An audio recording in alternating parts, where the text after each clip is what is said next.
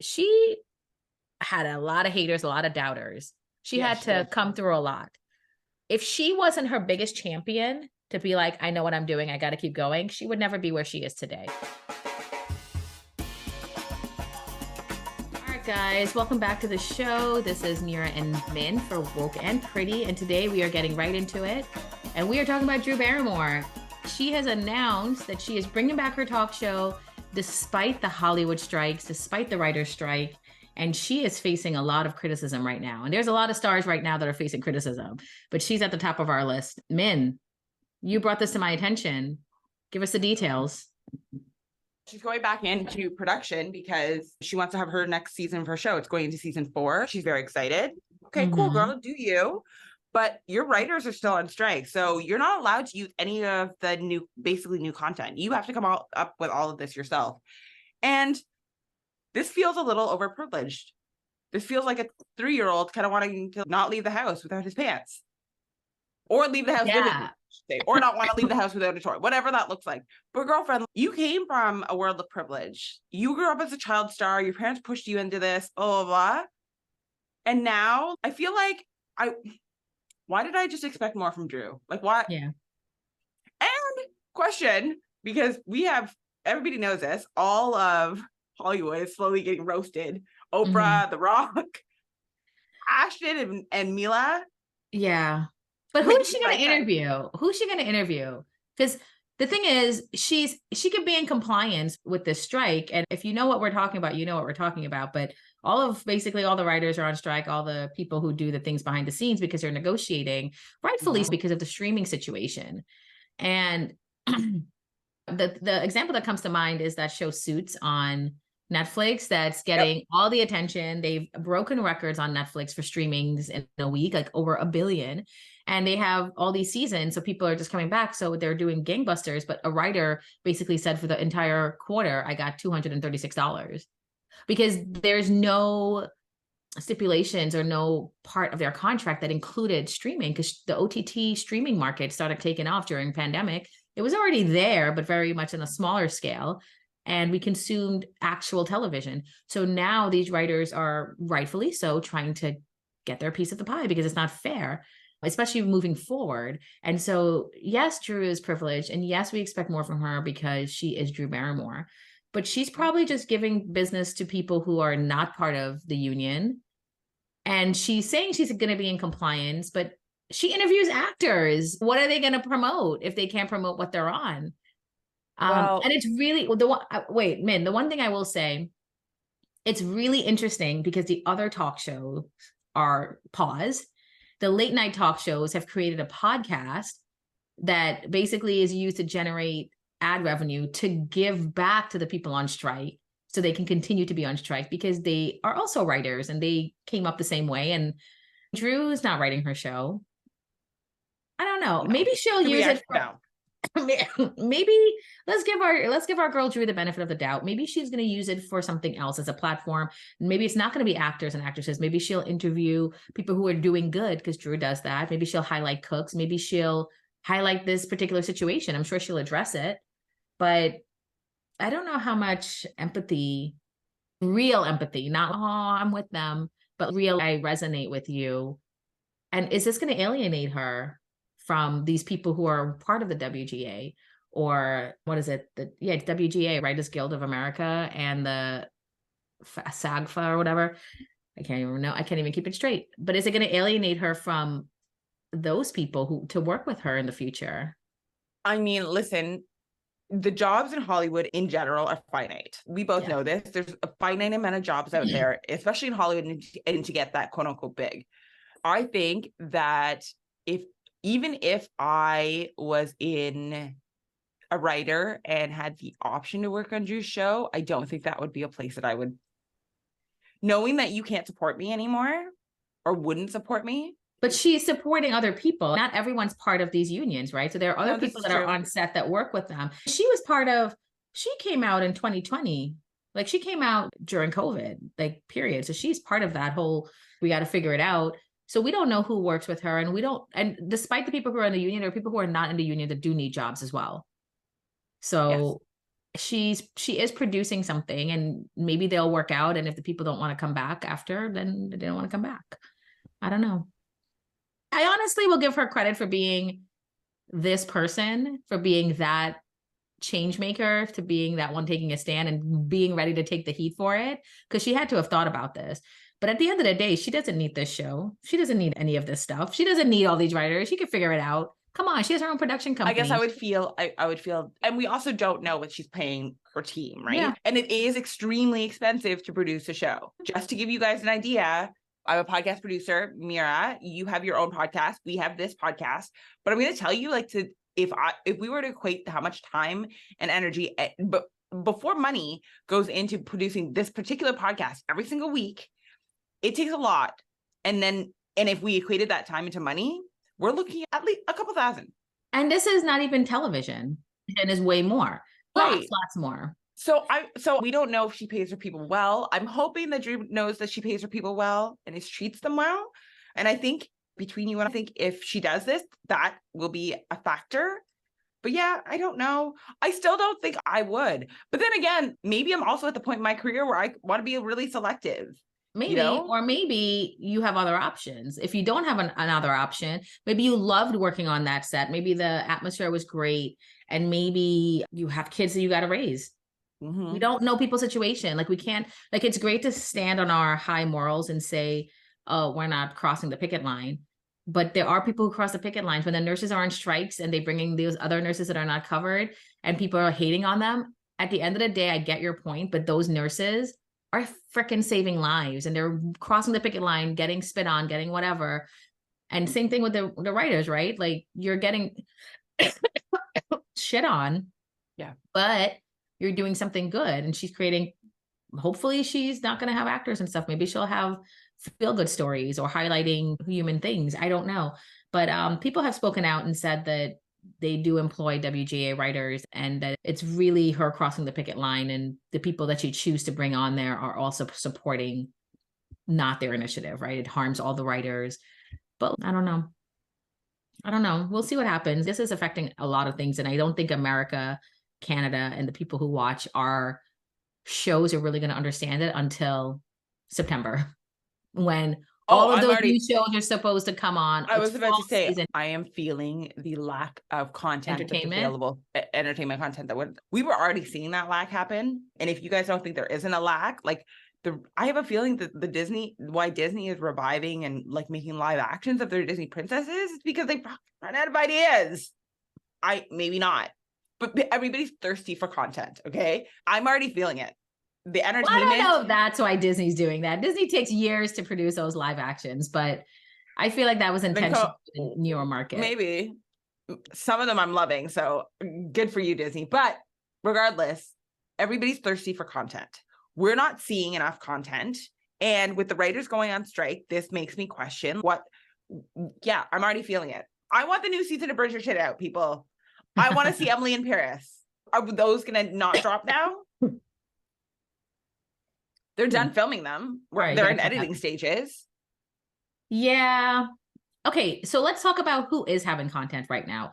The streaming platforms, guys. I just started watching a show last night and I couldn't put it down. It was on my radar for a couple of weeks. It's called Dear Child. It's from Germany. And listen, Netflix will do their thing. They're going to bring content from all over the world for you because I'm one of those people. I'll watch subtitled things, but they dubbed it over. And guess what? I love it. And I'll keep doing it. Netflix? So it's on Netflix. It's called Dear Child. And unfortunately, I think it's a true story, but there's a lot of these, but it's about a woman who was kidnapped. And then her story really isn't what you think it is because there's her 2 kids, but is it really her 2 kids? What's really going on? It's like this whole thing. A limited series. I think it's 5 episodes or 6 episodes, which I love. And then I'm done. My point is, guess who's not suffering? The streaming platforms that are the Netflixes, that are the Hulu. They are the ones that I'm supporting by watching it and we're supporting by watching it. But are we crossing the picket line? Because the whole problem arises with them buying the content, buying the distribution rights from these entertainment companies.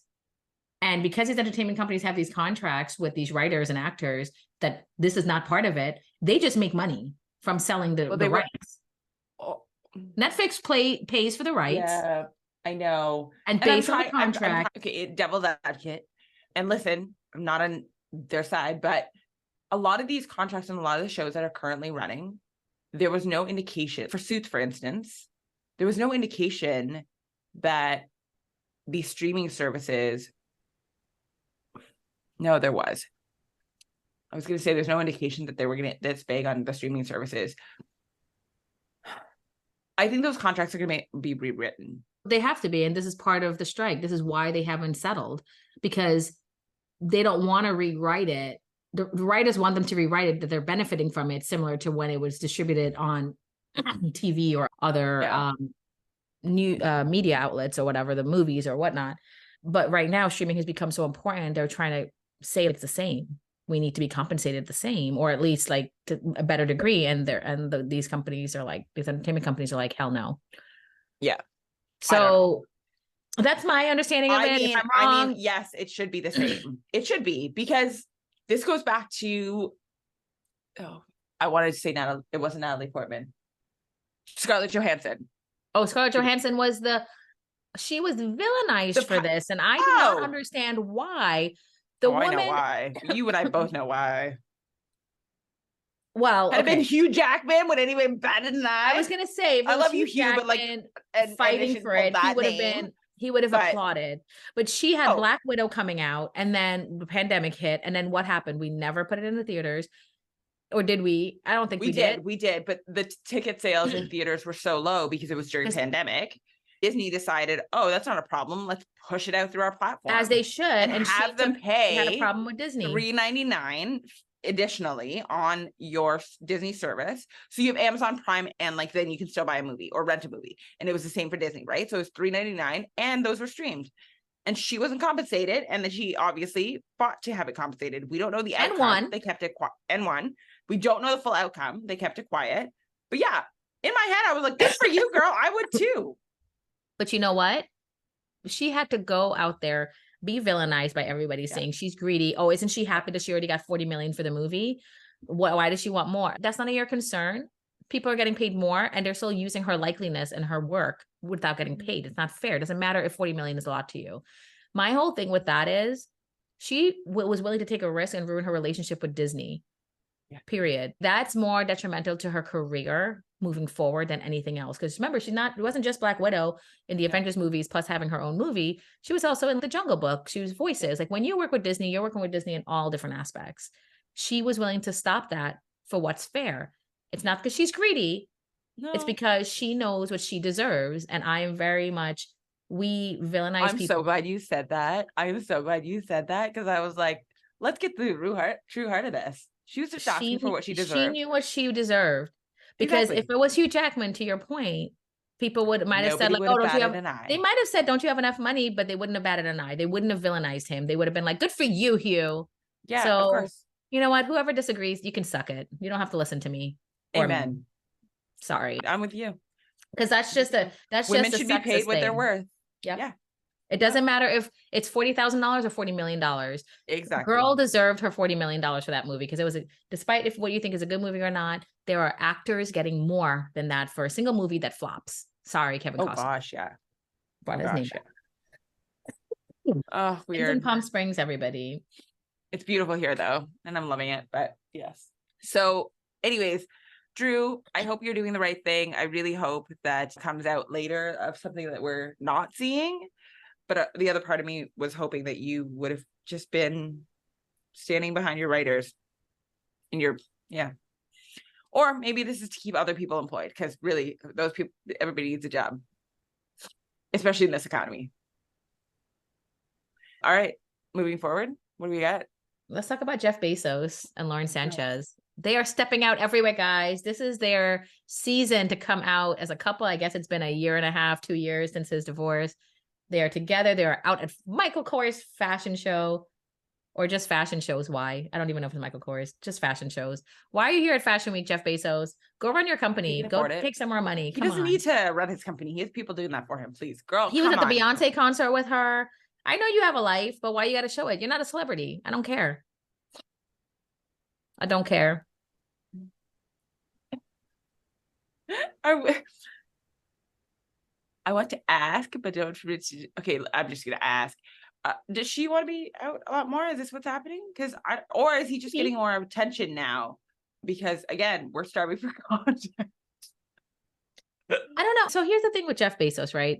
He's not a celebrity. He's a celebrity because he's a bajillionaire.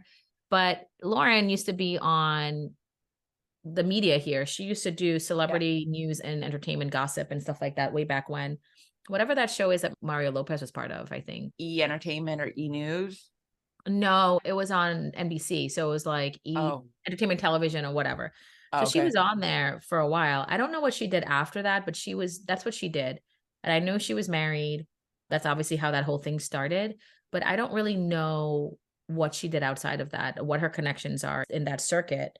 But obviously it's enough where I don't think it's her getting invited. I think it's him getting invited because he's a billionaire and she's, let's do it. They don't have little kids at home. They don't care. They can live their lives. They can do whatever they want. Her plastic surgery is getting out of control. I'm not going to lie. I say that about everybody in LA though. My other question is, why are we so interested in Jeff Bezos? I won't lie to you. I'm a little interested in seeing what Riri does and mostly what she wears because I think her outfits are fire. Whose outfits? Like, Bezos, Riri. Oh, okay. But do you know what I mean? So for me, there are some celebrities I'm interested in seeing and what they're doing and stuff. But Bezos and his girlfriend, it's not what? I don't know. Anyways, whatever sells magazines and whatever.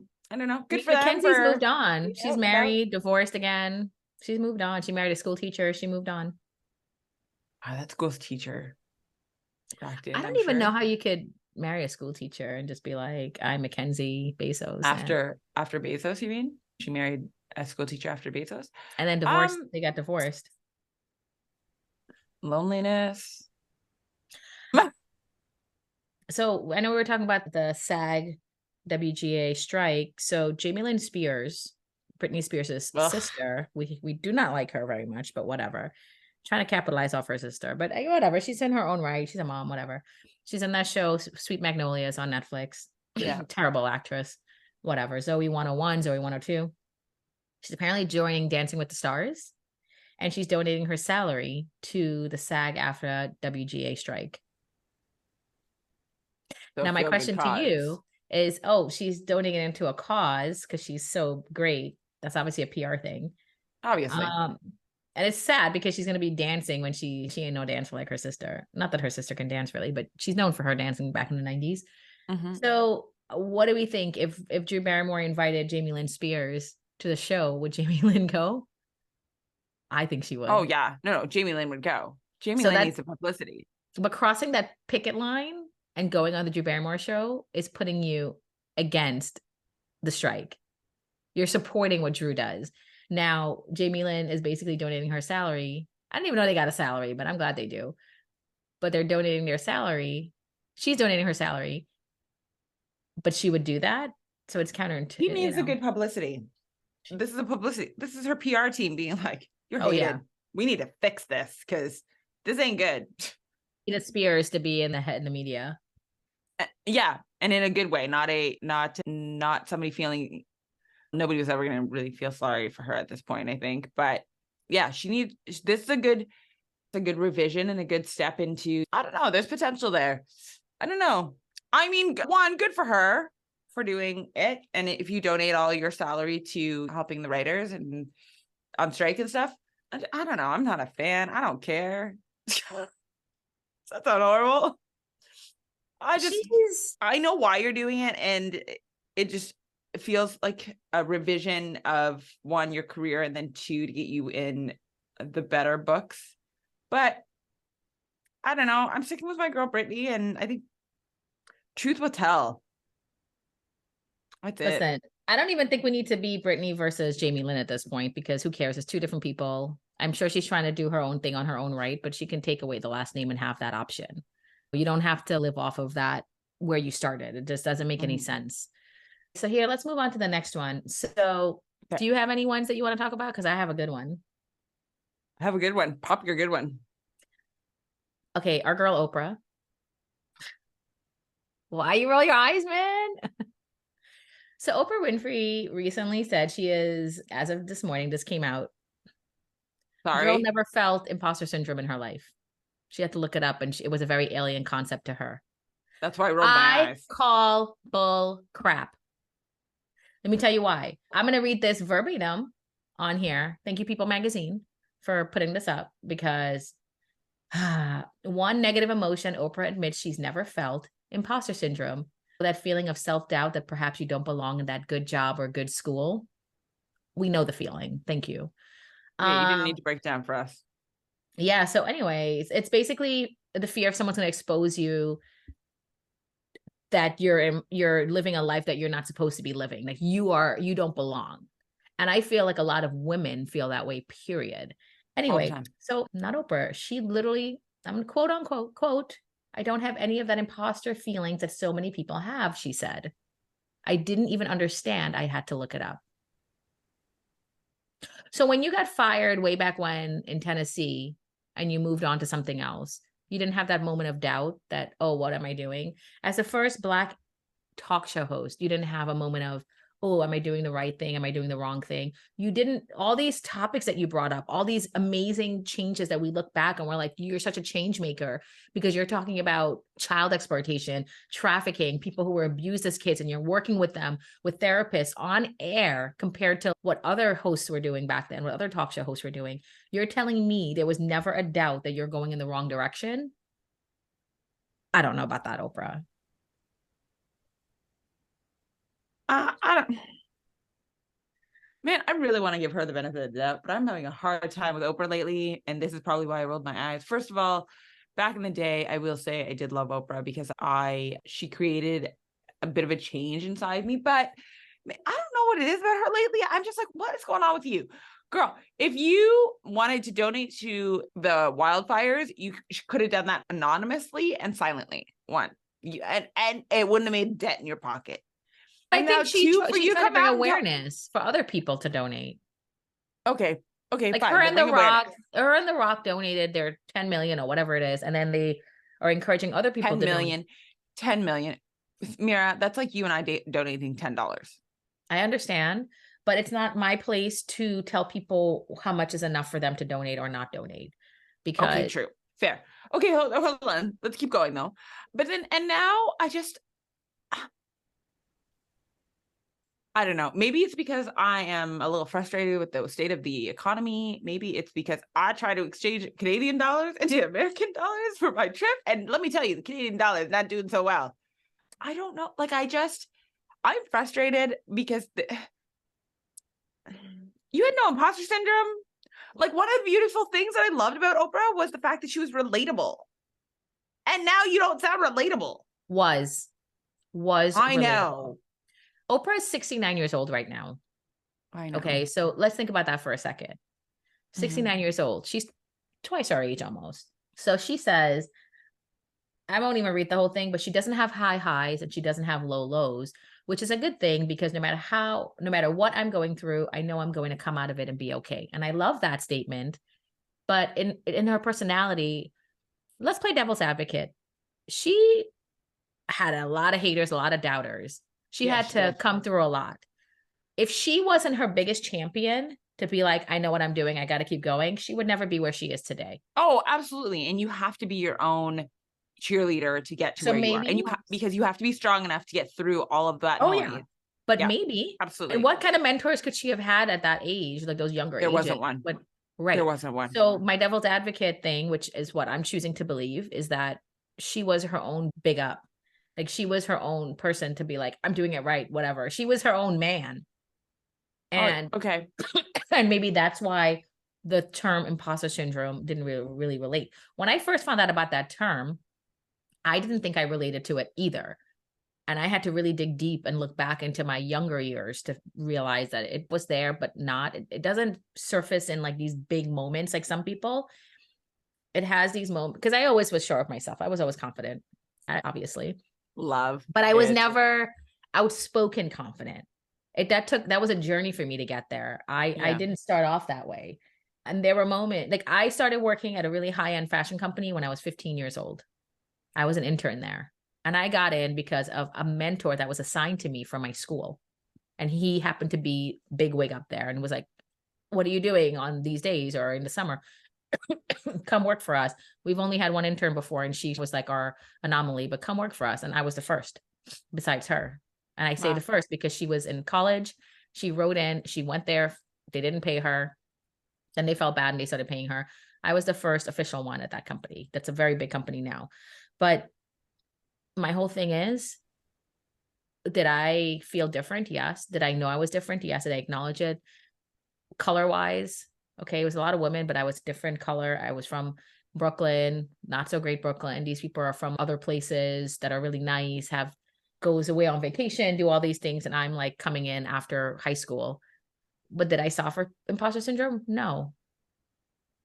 Did I think I belonged there? Yes, because somebody put me there.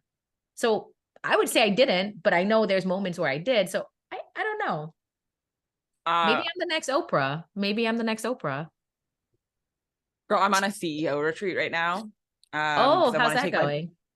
It's a beautiful retreat. It's a beautiful area that we're in. And but I'm gonna tell you, like yesterday, going through the sessions and digging deep, I have never felt more imposter syndrome in my entire life. Ever. Like ever. Sitting in that room with other CEOs. Sitting in that room with other CEOs whose businesses I feel like are at a much further place and much more higher revenue build than mine. And these women are ready to build out their teams and take their businesses. I'm looking to just build out a team.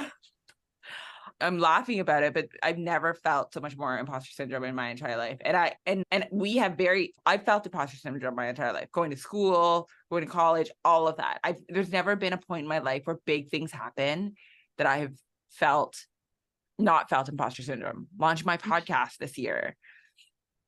Even with every published episode of my podcast, even with this episode, with every published episode of a podcast that I drop, I think to myself, wow, who is listening to my voice? And like a part of me wants to be you. So what do you mean? Because it takes a lot to, you said it, she had to be her own cheerleader. Oprah had to be her own cheerleader to get to where and really you do. And at any point in your life, you have to be, if you have a vision and that's where you want to go, you have to be your own cheerleader to get there, because you're the only one who's going to get you there. Nobody's going to pick up the phone. Nobody's going to make you get out of bed. None of those things are ever going to happen for you. So for me, the imposter syndrome runs extremely deep when I am doing something that feels unventured for me and feels like I don't have enough worth to do it. This is going to dig deep. What? This week, man. That's okay. That's okay, because I'm the perfect person to dig deep with. It's true when it comes to that. We're having a very different episode this week, guys, apparently. But yeah, no, it's been, Meera, it's been very, very difficult to think that I'm worthy of the next phase in my business, in my life. And it's also much harder. What I realized heavily this year was all the people that I am leaving behind. And this isn't because we had a bad friendship and those were like, they're just, I'm stepping into a different season and I need to step into a different season with different people. Okay. And I think I'm learning who those people are. There's a lot to unpack in what you're saying. So I'm going to just say it for everyone out there that's listening. I hope this helps. My sister she's doing a mentorship program where it's all people who own their own law firms. And she is struggling like how you are, because she'll go to these sessions, or what she is doing right now is crazy. And I just sit back and I watch it. She goes to the meetings. She'll go to one meeting and then she won't go for another few months because they'll give you tasks to do. Mm-hmm. And she's sitting with CEOs or people of companies or law firms that are bringing in, I don't know, not even millions, like tens of millions of dollars, million a month or more. And then there's her. And the imposter syndrome is real. I've never identified it as imposter syndrome to her because I don't want her to worry. But you are in the same situation where you're sitting there. You were so excited to go to this retreat and you do deserve to be there. The fact that let's take it back. The fact that when we were talking last week, if anyone was listening to our episodes last week, I don't even know if we talked about it. You chose to go to a CEO retreat. You see yourself as a CEO. You are a boss. Mm-hmm. I am a CEO of my company too. I have workers in my company. I've never called myself a CEO. And it's not that I don't think I deserve to be a CEO. That's not even it. I just don't identify with that term for me, but it is what I am. So there's a difference. So you saying boldly, I'm a CEO and I'm going to CEO retreat, that was like, wow, Min, amazing. Like you just stepped into your power and now you're afraid of the power. So what I would tell you right now, since you're still on this journey, these people have been there too, and they are just further along on their journey than you. You just said you're on a journey and you're realizing that not everyone's going to be on this journey with you. And that is okay. You don't have to have conversations with them about how they're not on the journey by. You literally just keep forging your path and they'll just fall off or they'll come along or they'll be there, because relationships are 50-50. If you don't reach out to them and they don't ever reach out to you, bye. But if they're still reaching out to you and you want to use your time, because your time is very valuable, it's the biggest commodity you can have. If you choose to use your precious time from not building your business, but to go and have coffee with them and catch up because it feeds your soul, then they are worthy of your time. And I really honestly think anyone from age 12 to think of relationships that way, is this person worthy of my time? Because your time is all you have in this world. Literally, when you're done and you only have a certain amount, and I'm not crying, I'm just, my eyes are watering. But you have to think of it that way. Why waste your time on people who are just going to suck you dry, who are need. And there's usually people have patterns of friendships where it's a lot of friends like that. And they're afraid to let those friendships go. And my thing is, what are you afraid of? Are you afraid of being alone? Or are you afraid that you're alone on a journey? But what is the journey towards? What are you striving for? What are your goals? So Min, I've told you this before, I see you and I getting paid for this, doing this daily. Hey girl, it's only a matter of time. I love it. I love talking to you. I love our audience, as building as it is, or whatever amount of followers, I won't say it. But I've had a couple comments about our clips on social media and what we're doing. And it empowers me, because I'm like, somebody heard me and that's okay. Yep. I like it. Even if it's one person, I'm good, because I would just be saying this shit anyway. But back to the imposter syndrome, all of this is a journey. You started on this path and I came into your radar, and vice versa. We came at the right time. And for y'all don't know us, let me tell you how Min and I met. Oops, we've never met. We never met in person. We literally met because she was starting a podcast and she needed a guest, and she interviewed me to be a guest on her podcast. Mind you, I did not interview her for my podcast. Not yet. We'll see. Soon. Not yet. But that's how we started. And our synergy was great. And when I did the interview for her podcast, I just felt it. And I have learned these past 2 years to follow my instincts. And my instincts was immediately, hey, Min, would you ever consider doing a podcast with me? I think we'd be really good. I think we have a lot to talk about. And we've never looked back. No. So sometimes it could be as easy as that. And your imposter syndrome with this and us and your podcasting is more of a fear of where is it going to be. But you don't have to have those goals for that. You could just do something that really feeds your soul, because you clearly enjoy speaking to me. And that's how I look at this podcast. If anything happens, one of the few beautiful moments of my week that I love so that's much. What I'm saying. And embrace it. So when I say I think we can get paid for this and doing it every day, I would like my beautiful moments to be plentiful. Yes. That's it. Amen. That literally just as simple as that. Love it. So going back to your retreat, when you sit with these other CEOs, don't be meek Asian girl. Okay. You speak up. You paid the same money that they paid to be there. You are getting the same value. You may not put into place what they have to put into place right now because you're not there, but you will be there and you'll have the knowledge because you are sitting in the same room with these people. What I would encourage you to do is be honest about it. Just be like, my company is in the building phases.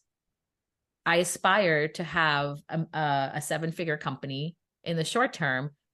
What are some techniques that you've used? Use these people, build your new circle, get at least 1 or 2 people that you bond with throughout this entire weekend or a week, and keep in touch with them.